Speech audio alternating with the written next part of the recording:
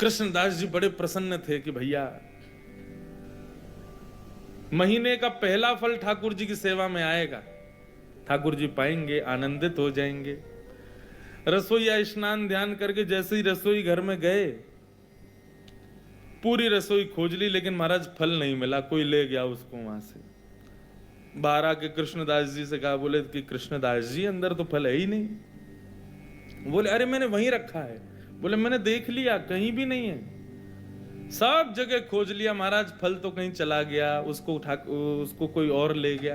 कृष्णदास जी बड़े व्याकुल हो गए। बोले एक तो मैं अपने लाला की नाक बचावे के काजे राजा के सिपाहियन से लड़ झगड़ के लायो, 2 रुपया के फल को 100 रुपया को लेके आयो, कितनी वस्तु बेच के आ गयो। इस बात का दुख नहीं कि इतना महंगा लाया, इस बात का दुख नहीं कि इतना लड़के लाया, इस बात का दुख कि ठाकुर जी उसको पा ना पाए, कोई और ले गया। बड़े दुखित बैठे थे मंदिर के अंदर। उत्थापन का समय, अन्य फलों का भोग ठाकुर जी को लगा दिया, लेकिन कृष्णदास जी का मन बड़ा विचलित।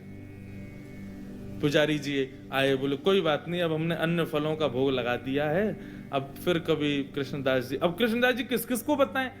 अच्छा एक और बात बंधुओं, जो बात बात पे ये बताए ना, मैं तो ये करके लाया था, मैं तो इतनी मेहनत से लाया था, समझो उसको इस बात से चिंता नहीं कि ठाकुर जी ने धारण नहीं की, उसको इस बात की चिंता कि मैंने मेहनत की थी। कृष्णदास जी को ये चिंता ही नहीं थी कि मैंने कितना श्रम किया, उनको ये चिंता थी ठाकुर जी ने पाया नहीं। रोते रहे, सब समझाते रहे कृष्णदास जी को।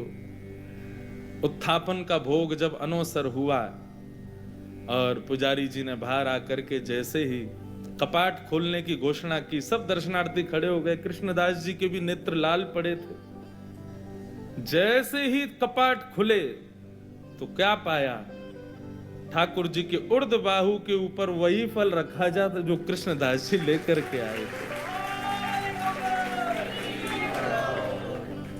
रसोईया लाता उससे पहले ठाकुर जी रसोई घर में जाके ले आए उस फल को और अपनी भुजा में ला करके धारण कर लिया।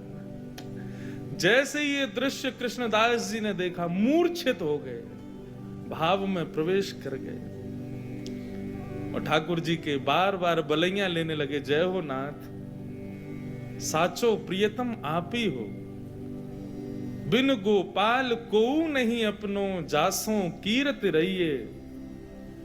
सूरदास जी कहते हैं संसार के प्रेमी लोग कितना भी प्रेम का आप उनके सामने बखान कर दो, कितना भी अपना प्रेम उनके सामने उजागर कर दो, कभी ना कभी उसका त्याग कर देंगे, लेकिन ठाकुर जी आपके प्रेम को हृदय से लगा करके रखते हैं। इसलिए मैं कथाओं में कहा करता हूं, ठाकुर जी को 56 भोग प्रिय नहीं, ठाकुर जी को इत्र प्रिय नहीं, ठाकुर जी को चंदन प्रिय नहीं, ठाकुर जी को दुनिया भर की पोशाक प्रिय नहीं, सोने चांदी हीरे जवाहरात प्रिय नहीं, अपने प्रेमी भक्त का भाव प्रिय है। उसका भाव कैसा,